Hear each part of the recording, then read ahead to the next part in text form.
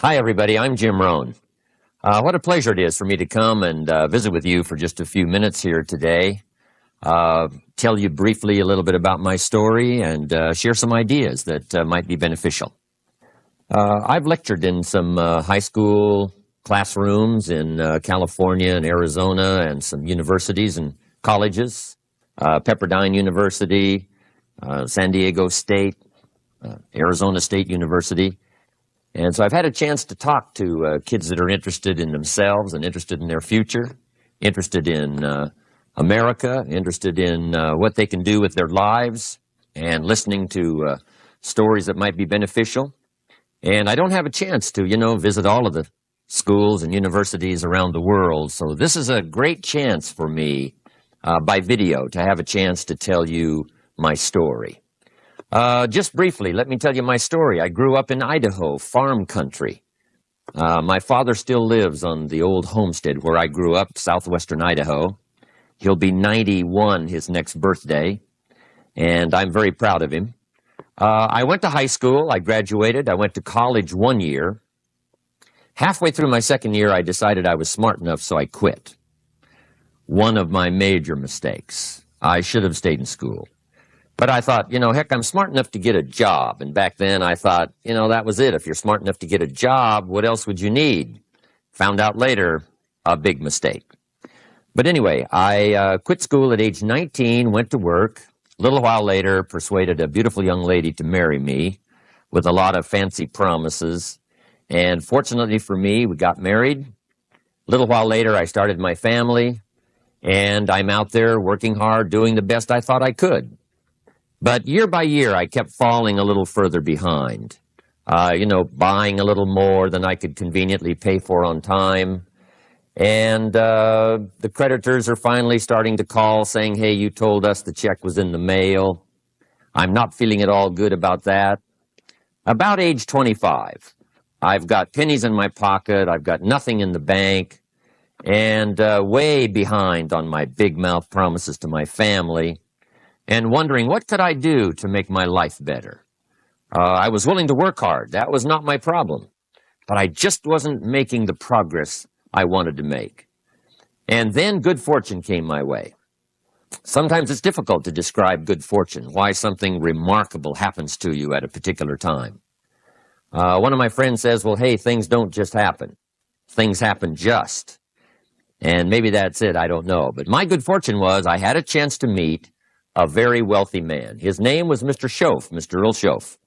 A friend of mine had gone to work for him, and he started telling me about this man. He said, you got to meet this man. He's rich, but he's easy to talk to. And he's got a remarkable philosophy of life. And he kept going on, and I thought, well, I've got to meet this man. So shortly after that, I had a chance to meet this Mr. Schoaf, and I was impressed. He was rich. He was easy to talk to. Within a few minutes, I was dazzled. And I said to myself, I would give anything if I could be like that, rich and easy to talk to. What would it take? And then I thought, if I could just get around somebody like him, and if he would teach me and coach me, I would do it all. And that was my good fortune. A few months later, this wealthy man, Mr. Schoaf, hired me and gave me a job. And I went to work for him, and I spent the next 5 years in his employ. And then, unfortunately, at age 49, he died.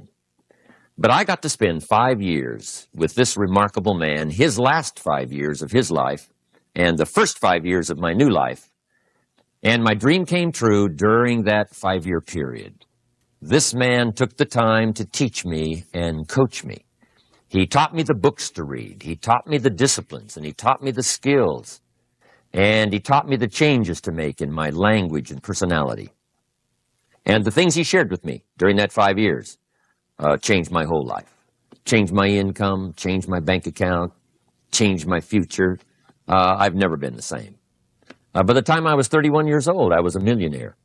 So he taught me economics as well. So how lucky can you get to meet the right person at the right time who takes the time to share with you ideas that can change your life?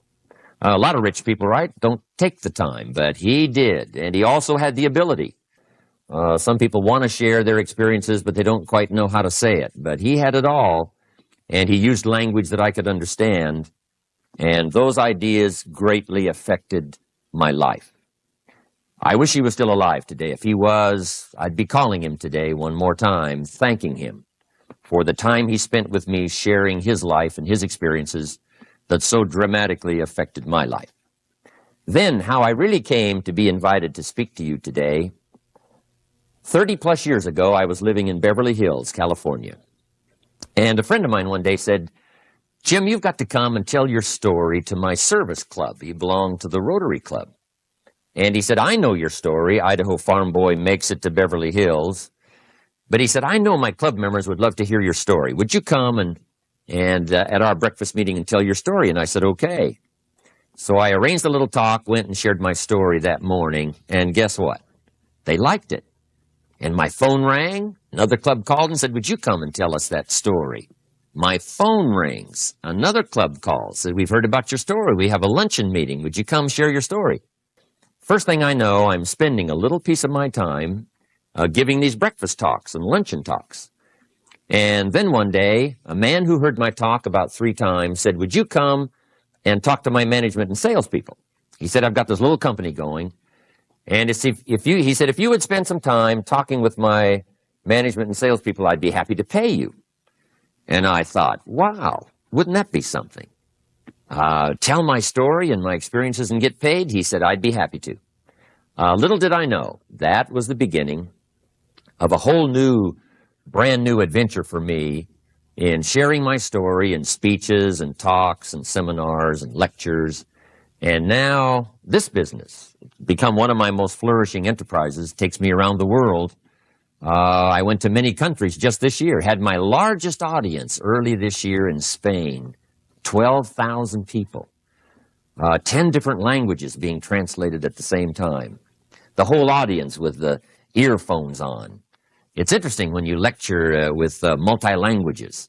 You know, when you hit the punchline, you know, the Spanish laugh first, and then the French get it, and then finally the Italians get it, and last the Germans finally get it. And then I say, "Hey, the Germans finally got it. I guess we can continue." You know, some languages take longer to translate than other languages. But what an exciting adventure for me. I was in Israel this year. I lectured in France, my first trip to Prague, Czechoslovakia, Lisbon, Portugal. Last year I was in London lecturing. Happened to be there the same night Pavarotti was singing in London.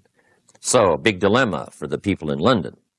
Shall we go see Jim Rohn or shall we go listen to Pavarotti? Well, I must admit he had more people than I did, like 150,000 more. He did a free concert in Hyde Park, and they expected 250,000, but only 150,000 showed up because it rained. And they all got soaked from Prince Charles on down, but they sat in the rain and listened to Pavarotti. I would have been happy that evening, right, to cancel my seminar and go sit in the rain and listen to Pavarotti. Anyway, he and I have agreed now not to appear in the same city on the same day anymore.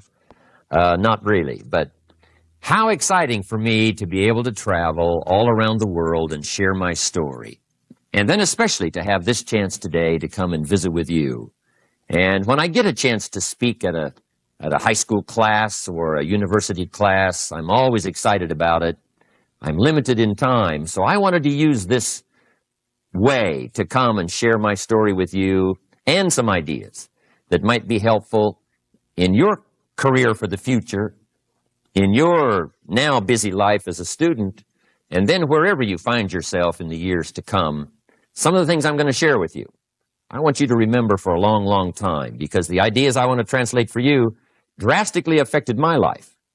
And if I can share now and affect your life, and you write me a letter or tell me in person someday, "Mr. Rohn, I listened to your video and I watched it carefully, and sure enough, some of the ideas that you shared greatly affected me, and here's what's happened to my bank account, here's what happened to me in school, here's what's happening to my future," that'll give me great, great satisfaction.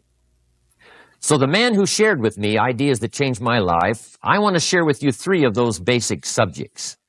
When I met him, I was 25 years old, and when I first got acquainted with him, I used a lot of excuses as to why I wasn't doing well. And he said, well, tell me a little bit about your story. And I told him, I was behind on my bills, had pennies in my pocket, nothing in the bank, that I was embarrassed about being behind on my big mouth promises to my family.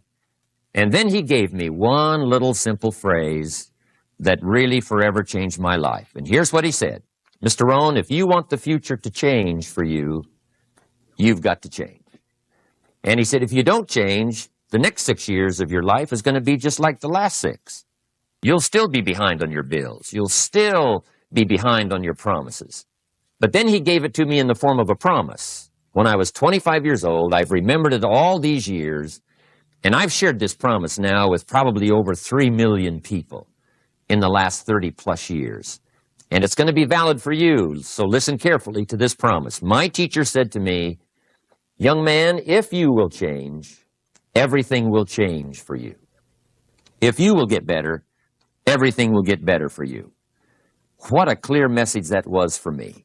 He said, if you'll change your philosophy, if you'll change your habits, if you'll refine your thinking, if you'll change and accept some new disciplines, if you'll turn the corner where you've been in the past, go for a new life for the future, he said, all kinds of remarkable things will happen for you if you will change.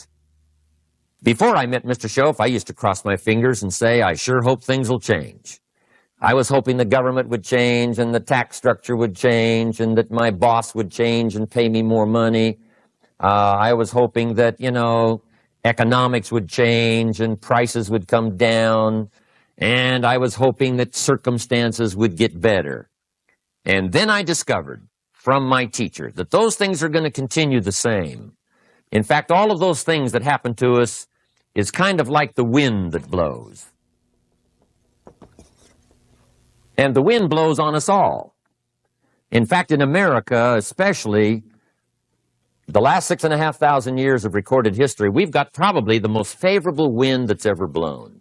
Economics and circumstances, living in a free country, democracy and freedom, an excellent economy. Sure, we struggle at times, but compared to the rest of the world in the last 6,500 years, we've got the best wind ever. But if you just let the wind blow, I'm telling you, it won't take you where you want to go. All of us must use this wind to take us to the dreams we've got, to the equities we want, to the money we want, to the income we want, and to all the things we want our life to have. This is where we want to go, and we've got a good wind, but we must not leave our future just to the wind, just to the economy, just to the structure of the way things are happening today. Here's what we must learn to do, and that is set a good sail. And if you'll learn to set a good sail, and that's what my teacher taught me in those early days. He said, Mr. Rohn, the wind is going to blow however it's going to blow. Politics are going to be politics, and the economy is going to be the economy. And however it turns out, that's the way it's going to be. What you must learn to do is not to wish for a better wind. That's naive. The key is to wish for the wisdom and the skills and the learning so that you can set a better sail. And so that's what I did at age 25. I went to work not on the economy. I went to work not on the community. I didn't go to work to try to change the government. I didn't go to work to try to change my boss or the company. I didn't go to work to try to change circumstances. I went to work to try to change myself. And I picked up that promise my teacher shared with me, that if I would change, my income would change. If I would change, my bank account would change. If I would change, my future would change. And sure enough, his promise came true for me. The first 6 years of my economic life, I wound up broke. Those pennies in my pocket, nothing in the bank, behind on my promises. The second 6 years of my economic life, I wound up rich. But interestingly enough, the second 6 years of my economic life, the government was about the same and the economy was about the same. The companies were about the same. What they paid was the same. Circumstances around me were the same. My negative relatives were the same. But I was not the same. That's how my life changed. And that's how things started working for me, changing my life all those years ago. So that's what I wanted to share with you to begin with, this beginning of what Mr. Shoaff shared with me, that if I wanted my life to change, this was what I was going to have to do. And so he broke it down into 3 subjects that really made an impact on my life, and I want to share those with you. The first subject he called personal development. And the second subject he called setting goals. And the third was how to become financially independent. And I'd like to give you just a few clues from those three major subjects that so dramatically affected my life. And let's get started. The first one is personal development. Now, in illustrating personal development, Mr. Shoaff, my teacher, started with money. You know, money's not the only place to start in talking personal development, but it's where he started, so let me share the thoughts he shared with me back then. Let me share them with you. Here's the best lesson I can give you on economics. It's very simple. We get paid for bringing value to the marketplace.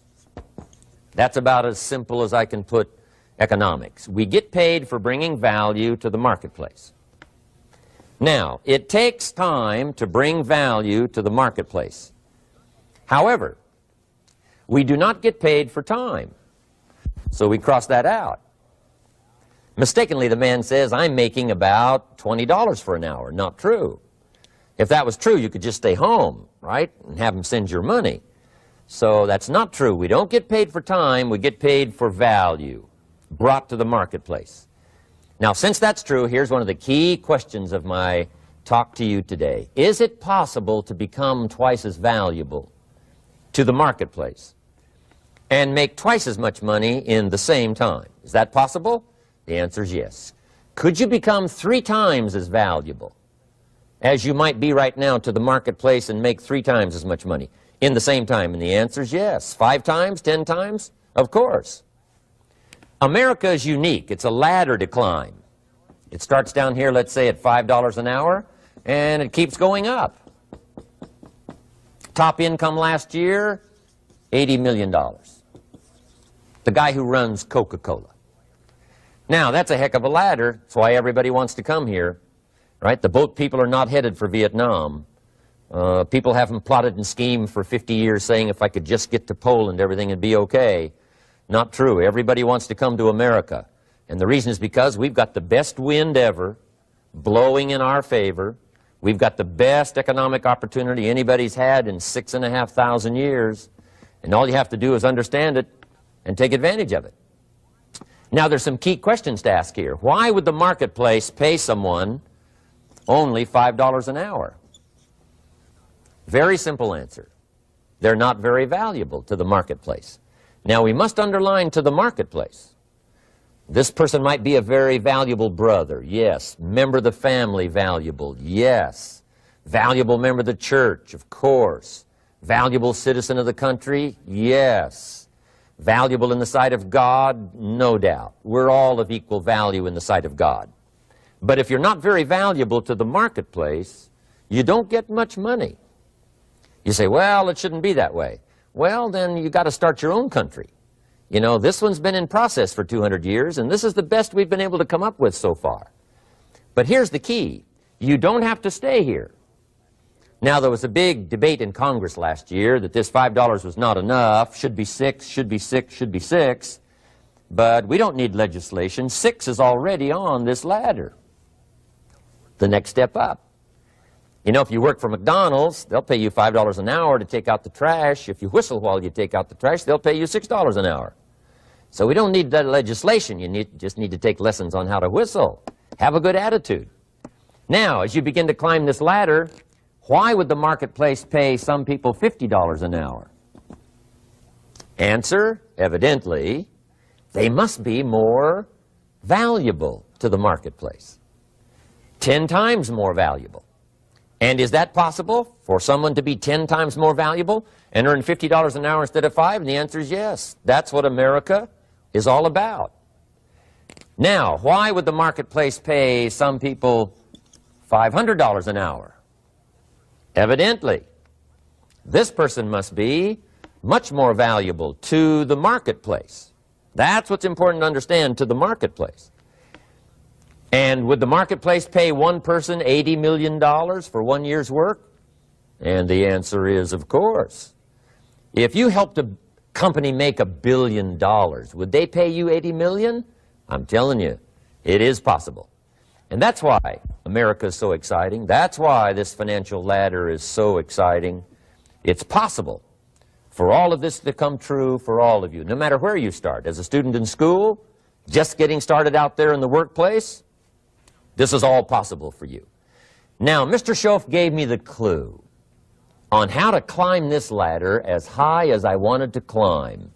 Now, we're talking primarily economics here. There's a lot of other ways to become valuable to your family, valuable to your friends, valuable to the community, valuable to the team, right? Valuable to the team effort, valuable to the concert. But here's what he said to me. In climbing this ladder economically, all you have to do is work harder on yourself than you do on your job. Once I heard that, it made sense to me.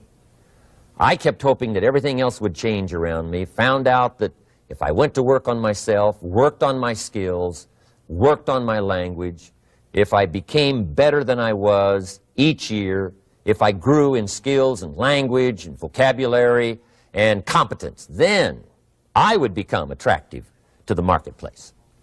Not very long ago, a company called me and said, Mr. Rohn, we're expanding internationally. We'd like to have a bit of your expertise to help us. Would you give us a bit of your time? We'll add some millions to your fortune. And I said, okay. And I thought later, isn't that interesting? They would call me. Then my second thought was, of course they'd call me. Who else would they call? I can get the job done.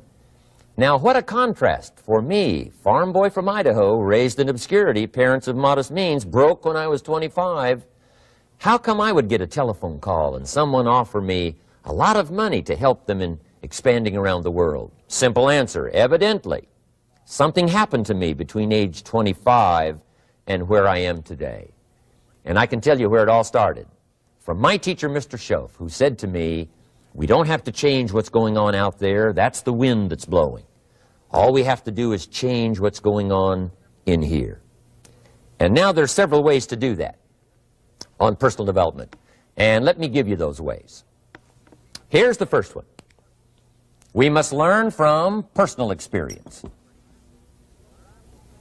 Pretty simple. Learn from what happens to you. Take a look back over the last few months. Did you make some mistakes? How could you correct those for the future?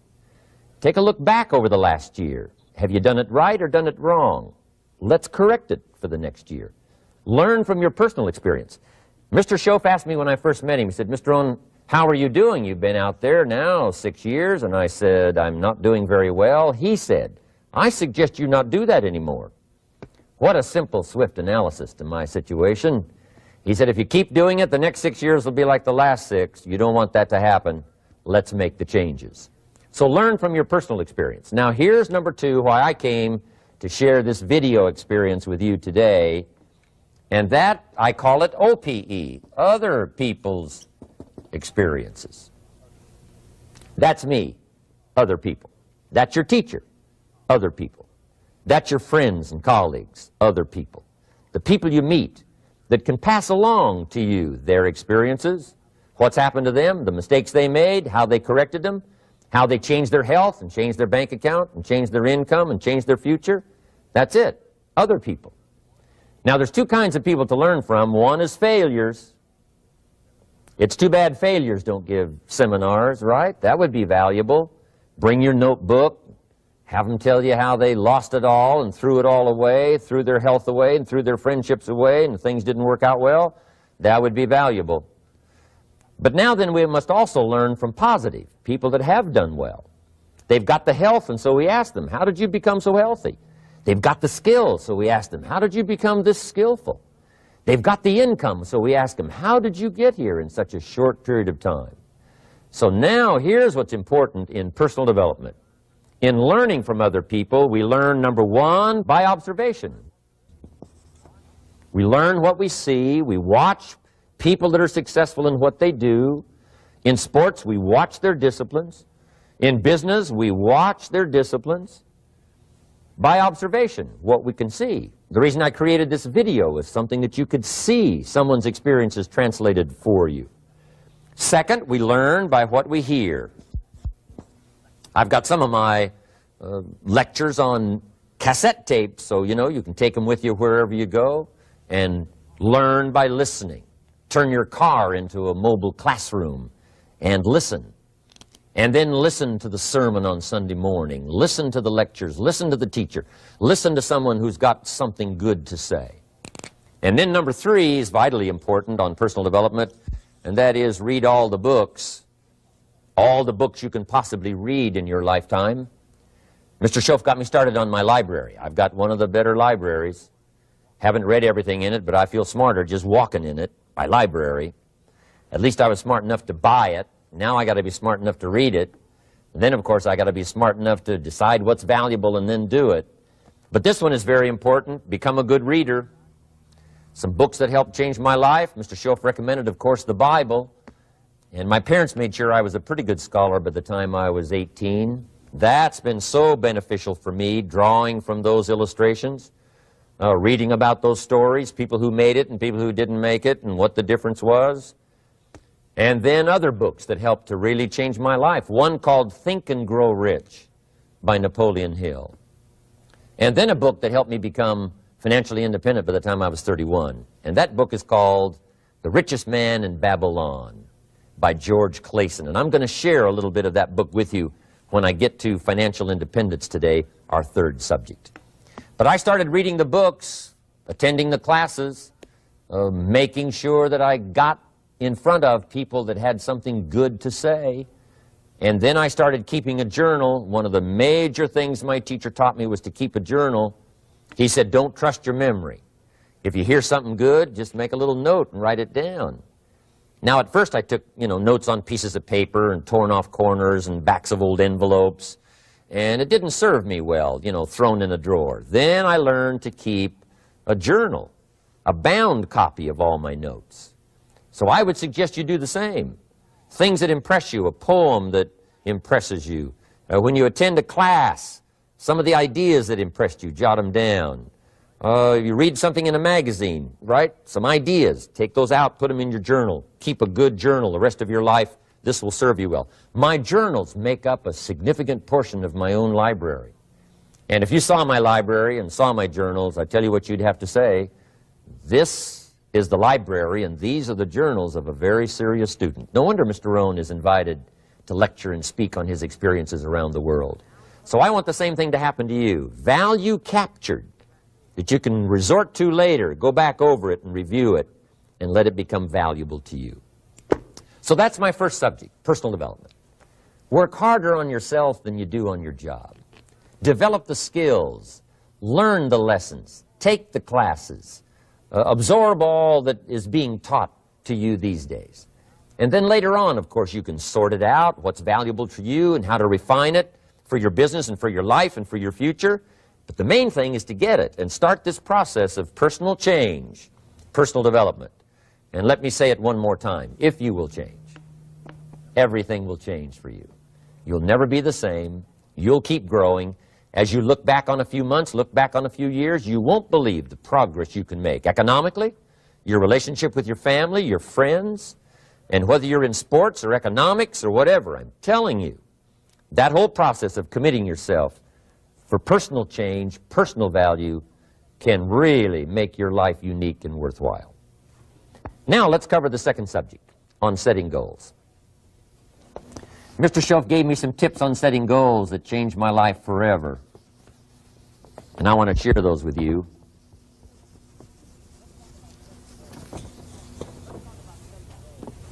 So let's talk about setting goals, and I also want to tie it to personal development, and you'll see how I'm going to do it as I progress here. Setting goals.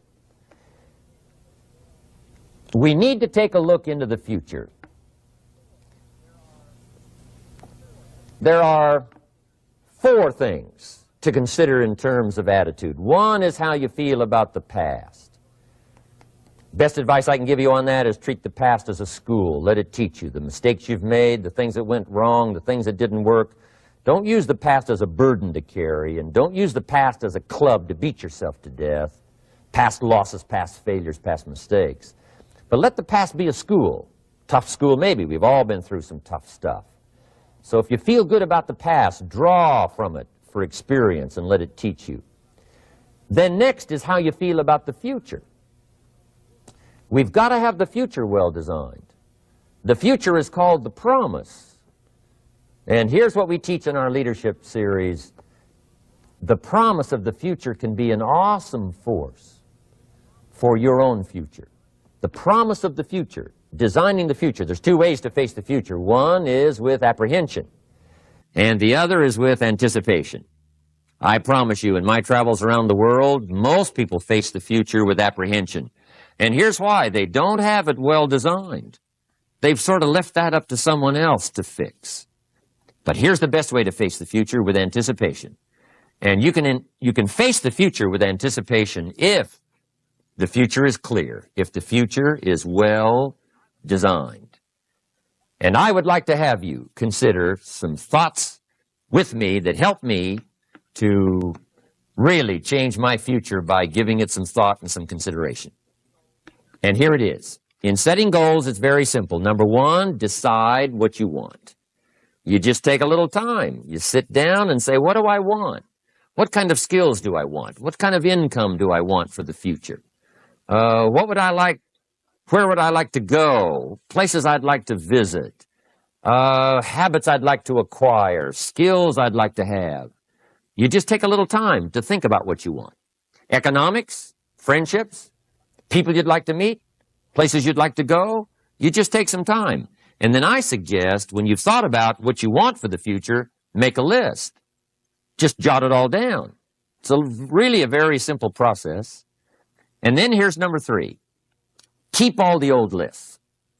I'm telling you, this served me so well, keeping my old list of goals.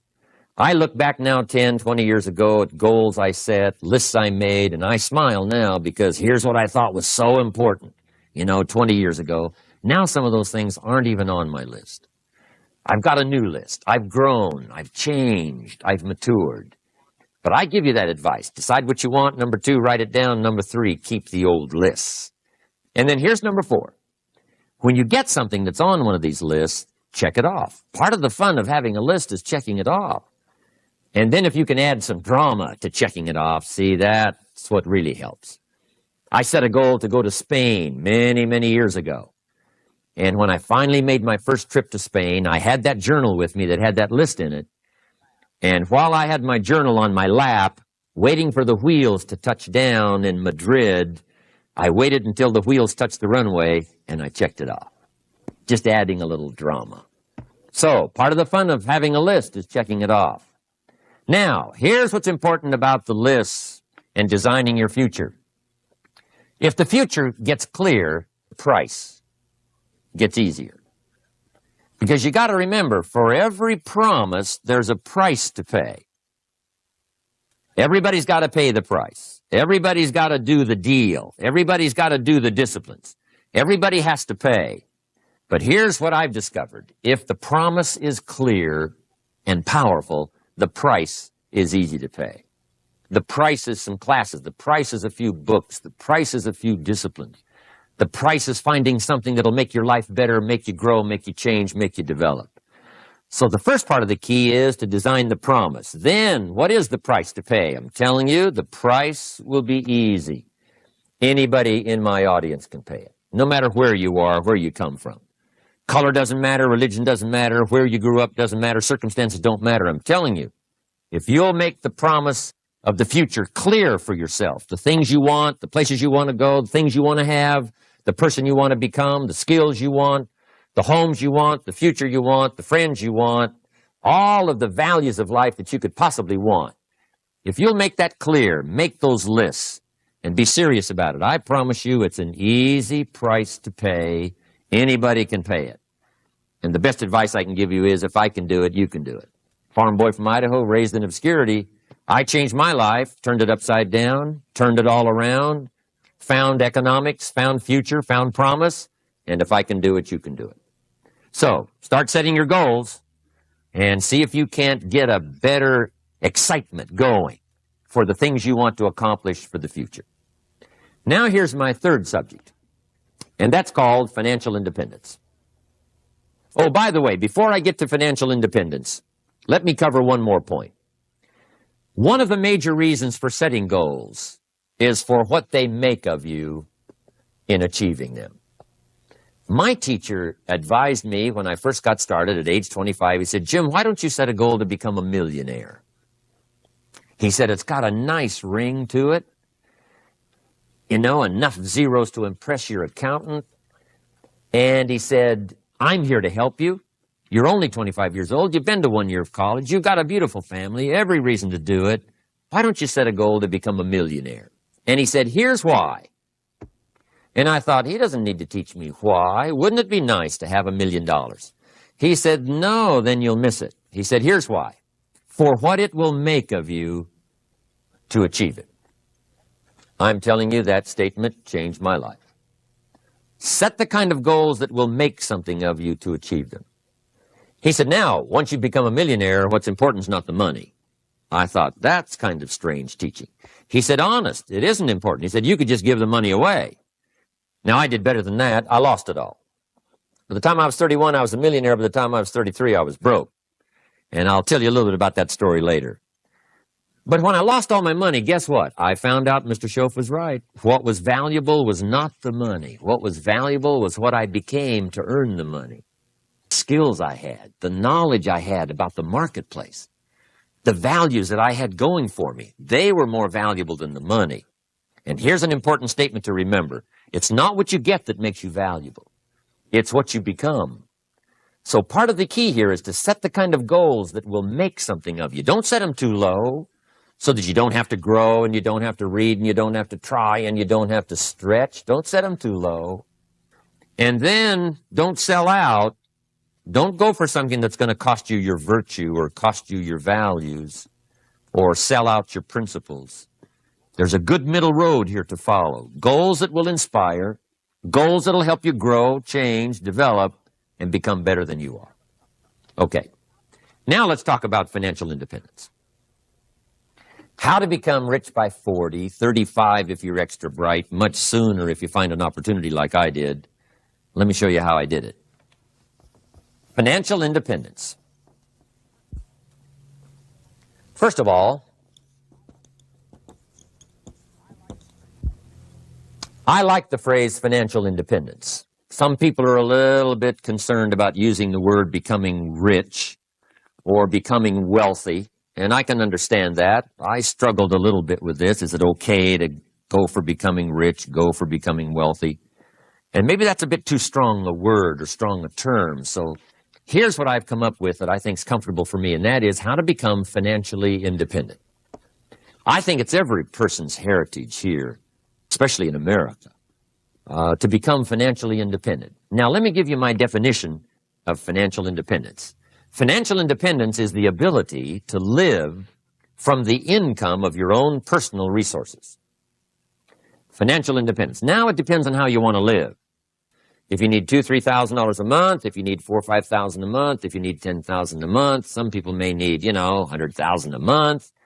But whatever you would need to live, and you could earn that living from the income of your own personal resources, that's what I call financial freedom, financial independence. And let me show you how to acquire it. If you start at age 15, between ages 15 and 35 is 20 years. And in my personal opinion, based on my own studies and my own experience, 20 years, in my opinion, is enough time to become financially independent. If you're not, you don't live in the wrong country. Probably what's happened is you have the wrong plan. And it's easy to be a nice person with the wrong plan. I found that when I was 25 years old. I was broke at age 25, and I was a nice guy. You would have liked me. But I'm telling you, my plans up until then, especially my financial plan, left me broke. Totally changed it the next 6 years, and I became financially independent.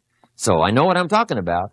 It is possible in a reasonable amount of time, 15 to 35, whatever, 20 years time, enough time. You can do it in a much shorter period of time, like I did if you want to.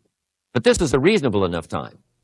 But here's number one. First of all, you got to have the right philosophy. Philosophy is our ability to gather knowledge and sort through it and decide what's valuable. To develop a philosophy about life, a philosophy about our health, a philosophy about our family relationships, a philosophy about economics. And if you develop the right philosophy, that's what helps to set this sail so that in 6 years it takes you where you want to go instead of winding up like I did that first 6 years of my economics, broke, no money, empty bank account. The right philosophy. Now let me give you a couple of philosophies to consider. Here's the first one. It's called the philosophy of the poor. And here it is. Poor people usually spend their money and invest what's left. That's the philosophy of the poor. Now here's the philosophy of the rich. Rich people invest their money and spend what's left. And here's the startling answer. It really doesn't matter what the amount is. What's most important is not the amount. What's really important is the philosophy. So I would ask you to adopt this philosophy of spending after you have invested. Invest first, then spend. And I've got a little formula that I'm going to share with you. Now, what should a child do with $1? I mean, there's a lot of debate going on, I'm sure, across the country on what a child should do with $1. Here's one opinion. It's only a child and it's only $1. What difference does it make? Well, in my opinion, it makes all the difference in the world. A person's economic future starts with a child with $1. Somebody says, oh, no, you're only young once. Let him spend it all. Well, when would you hope that would stop? Somebody says, well, wait till he's 50 and broke like me and then he'll learn. Well, no, we don't want to wait that long. If I would have known earlier than age 25, I would have changed. In high school, if they would have had classes called Wealth 1, Wealth 2, I'd have taken both classes. I would not have waited until age 25. So, the earlier the better. So, what should a child do with $1? Here's the simple premise to begin with. Don't spend it all. And if a child wants to spend the whole $1, you got to say, hey, don't spend it all. Don't spend it all. They'll say, why not? It's my $1. I earned it. You say, I know you earned it, but don't spend it all. They'll still say, why not? Say, let me show you why not. So you put them in your car, take them to the other side of town, and show them where people live that spend the whole $1. You just drive them around. Kids learn best by visual. Just drive around and say, would you like to live here? Kid says, no. Would you like to live like these people live? Kid says, no, no. Then you can't spend the whole $1. So, kids will get the message. So, take them to the other side of town, show them around, unless you already live there, and then just show them around. Anyway, don't spend the whole $1. Now, let me give you my best view of what to do with $1. And I promise you, if you started at age 15, now if you're over 15, right, you've still got plenty of time. You still got 20 years. If you're 30, you still got 20 years. I mean, you still got plenty of time to start what I'm about to share with you. What to do with $1. Here's my first bit of advice. Never spend more than 70 cents. Never spend more than 70 cents. Now, you got to pick some number, and the number you pick is going to be determined by your philosophy. It's going to be determined by what you've been taught or your experience teaching yourself. When I first met my teacher, Mr. Schoaf, I was at about 110% of each $1. I'm down at Budget Finance, hawking my furniture and my car one more time. And then I learned a whole better formula for financial independence. Number one, don't spend more than 70 cents. Now, kids say to me, well, okay, what do I do with the other 30 cents? And here's what I teach them. 10 cents for charity. Charity or church, or helping people that can't help themselves. 10 cents to support worthy projects. Projects that you feel good about. 10 cents out of every $1. It's called being generous with part of what you've taken out of society. Now, in my opinion, nothing teaches us character better than generosity. No class, no teacher, no book teaches character better than generosity. And the best time to start is when the amounts are small And I know if kids learn these lessons well, they'll give a dime out of a dollar, help people that can't help themselves, support worthy projects. Or if you belong to a church, they teach tithe, piece of. That's very important. Now, because when the amounts get larger, sometimes it's a little more difficult. You know, giving 100,000 out of 1,000,000, someone says, oh, if I had 1,000,000, I'd give 100,000. I'm not sure. That's a lot of money. So the time to start is when the amounts are small. 10 cents out of the dollar. Okay, next 10 cents I call active capital. Active capital means do something to make a profit. Active capital. Set aside a portion of your income. Wages are okay, but I'm telling you, wages will make you a living. Profits will make you a fortune. So set aside part of your income as capital, called active capital. Any kind of project you can possibly think of, you can possibly come up with. I'm going to write a new book, I think, for kids. I think the title is going to be, Of Course, Kids Should Pay Taxes. It's kind of an interesting title. In California, kids do pay taxes. When a child walks into 7-Eleven, buys something that costs $1, the proprietor says, give me 7 more pennies. And the child says, hey, what's these 7 pennies for? And the proprietor says, that's the taxes. Kid says, well, hey, I'm only 8 years old. Proprietor says, congratulations, you're my youngest taxpayer. Give me the money. So in California, where I live, kids do pay taxes. Big question is, should they? And my book will answer that question. Of course, kids should pay taxes. Nothing is for free. If you want to ride your bicycle on the sidewalk instead of in the mud, you got to pay the 7 pennies. Nothing is free, so we all have to pay. So, 10 cents out of your living, out of the money you earn, set aside for capital. Capital to try your best to show a profit. And in my book, it's going to be all kinds of ways kids can make money, right? 2 bicycles, one to ride and one to rent.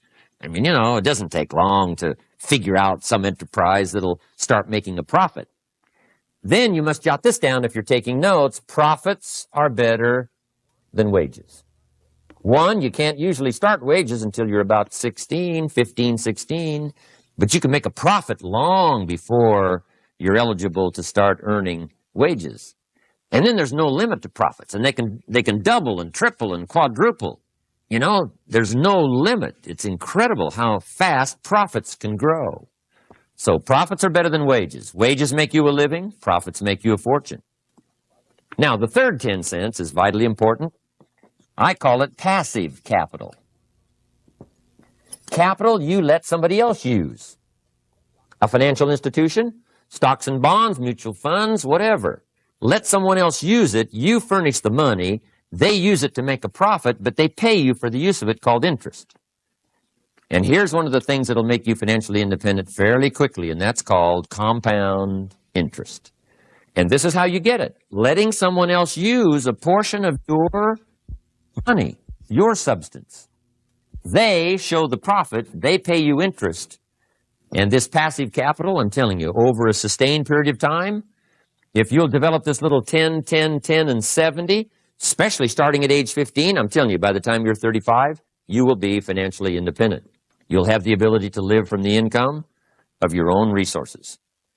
And then one more point on passive capital. There's a Bible philosophy. I'm an amateur on the Bible.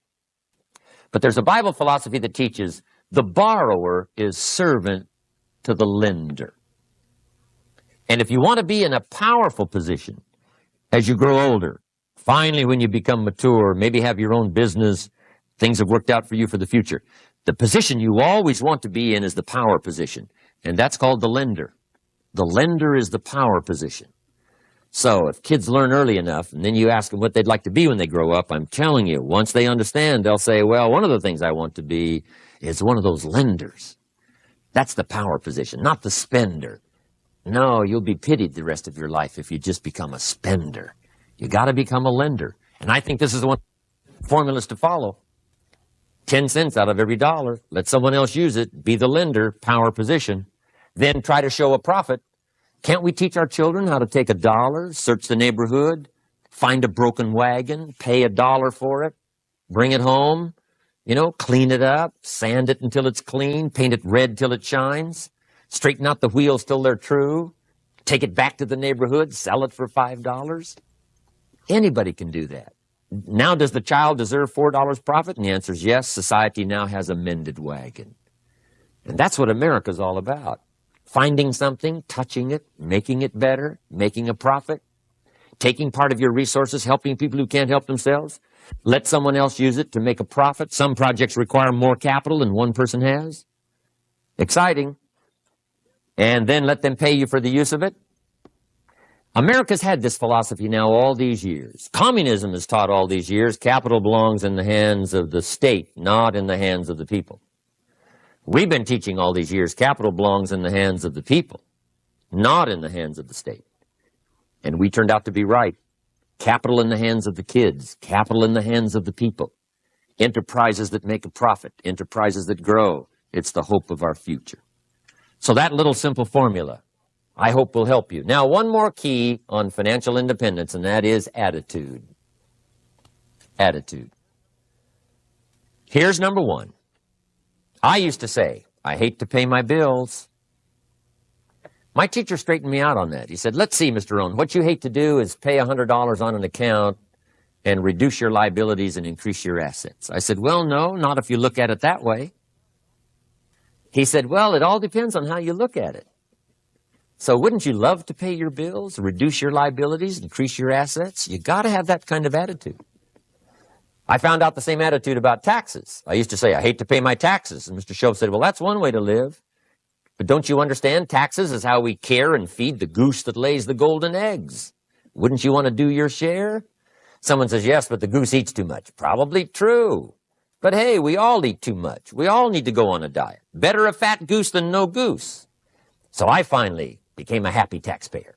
Now, I think taxes are too high, so I'm working to get taxes lowered for our economic future. But then whatever they turn out to be, I gladly pay, do my part, because that's what makes the whole system run, each of us doing our part.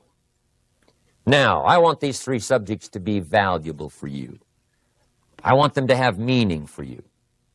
I want you someday to be financially independent. I want you to have the personal development so that you feel good about yourself. If I had a chance to meet you someday, I'd like to have you show me the list of goals that you got started and say, Mr. Rohn, here's some I've already checked off. Here's the books I'm reading. Here's what's happened. I'm developing the skills. I'm better this year than I was last year. I've got more self-confidence. My skills are developing. That's what I want for you. And that's why I took the time to come and share in this video message with you. I do seminars all around the world, but this is one way that I can reach out and touch you in case you can't come to my seminars, wherever I am. Maybe this video will reach you somewhere, and it'll have an impact on your life. And what I'd like to do is later hear about it, a letter, phone call, or to have a chance to meet you in person. And now I'd like to leave you with these 4 questions called Questions to Ponder. These questions were valuable for me, and I want to make them valuable for you. Here's the first one, why?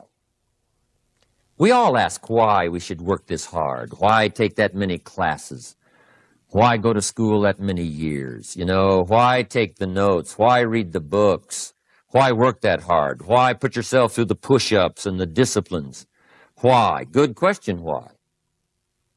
Best answer to why, I think, is the second question. Why not? Why not see how many books you can read, how many classes you can take, how many skills you can develop? Why not see how valuable you can become to the marketplace and to your friends and to your family? Why not see what you can make of yourself? Why not see how far you can go, how much you can see, how much you can earn, how much you can share? Why not? That's the heritage all of us have, in America especially, is to see what we can make out of our lives now that we've been given this extraordinary opportunity. Now, my third question I'd love to ask you in person. But since I can't do it in person, I want to ask it of all of you. But I want you to take it personally. And my third question is, why not you? Why not you? With good self-esteem. Why not you starting to change and setting goals? Why not you starting to make progress toward financial independence? If I can do it, you can do it. I wished I had a lot more testimonials here today besides mine. A whole steady stream that would come by and tell you their story. Someone who started with nothing, finally run a big enterprise. A mother who was on welfare, now she owns her own business. In addition to my story, I wish I had a lot more. And if all of them told their story, guess how they would probably wind up their story? They'd probably say, just like me, why not you? If we can read, you can read. If we can change, you can change. If we can figure it out, you can figure it out. If we can turn it around, you can turn it around. There isn't anything you can't accomplish. That's what those testimonials would say. And so I want to say it to you personally. Why not you? You've got the brains. You've got the stamina. You've got the vitality. You've got the interest. You've got your life ahead of you. You've got the future. You can do it. If anybody can do it, you can do it. If one of us can do it, hey, we all can do it. And now here's my last question. Why not now? This is a good time as the 20th century starts to wind down, a few more years as we get ready for century 21. What a good time to set your goals, work on yourself, work on your skills. What a good time to get it together. What a good time to start this process. Personal development, growing, changing, developing, having a good plan for your money and for your life and for your future. Why not now? And I hope I have a chance to see you one of these days and share with you the experience, the reaction, the response you might have had from my message today. And until I get a chance to see you on this side of the world or the other side of the world, in some school or some seminar, or maybe I'll come and speak for a company that you work for someday. I hope I get a chance to meet you. Until then, I wish you the best. I want all that I've gotten to be yours and much, much more. God bless. Goodbye.